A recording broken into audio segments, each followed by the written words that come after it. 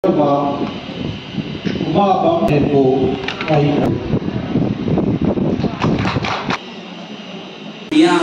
apa dengan amal ini apa? Aduh bila bido yang makatana disinggung aja dari. Kalau na orang Islam mereka yang na lain supaya minum kaya tapi kami bisa sunat. Kami aina kami miang di nama aina itu ni. Aina sangat berdoa. Ada yang samina bayar saya masih nak sumber lagi. Oh ini hai bahasa masih kata ni aina kami jadi bah. Oilah na Manipur tunai dah. Lekha tarama lupi kaya mah lupa kaya mah oleh lei mama mapa upang sudama yoi kaya mah sintingan lei masih kadang dari hoji hana aina ni nada bakanda ai koi na hoji kami ba mai kita education system se ai dia dari tersuai aduh akak ai sinari hadir tadi kadang ada suai benar karena si mati yang berkata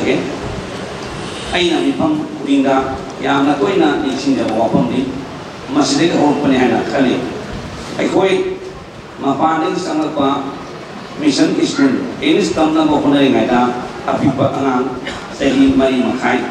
kau gimana kalau ba angan susah ini sudah kau jadi numpung kuringi angan leba miu kuring makai tadi tes kuntai heran ada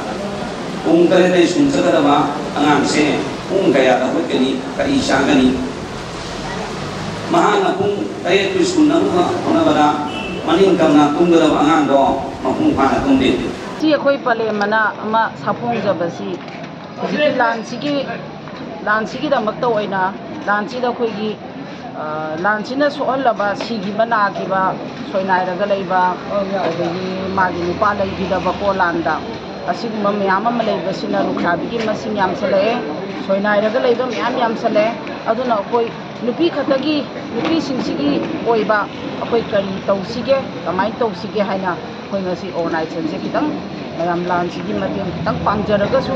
haidana koi mana thorapani da koi nupi gi koi lukhabi gi kai to bayagi aduma pairani maroina dagi ani subada koi lesabi masa singse hujidi guli saba number 4 saba mayam leire asina tapna moi bu pudana saidana nataba tamna wari liraga kari to bayage kamai toge angam bithata koisu mama amanina isa amagi pendaba maning tungdaba mama amana santainaba ngambam thoi haibagi pandamda koi samjabani lugani subada akoi laik laisu tamba phangdadana leiriba awabagi masak oiraba seng harabada numai thadok biraga koi hataki tawba koi gi mani kudalai birang sida singma mayam bi koi koi khadang tawjani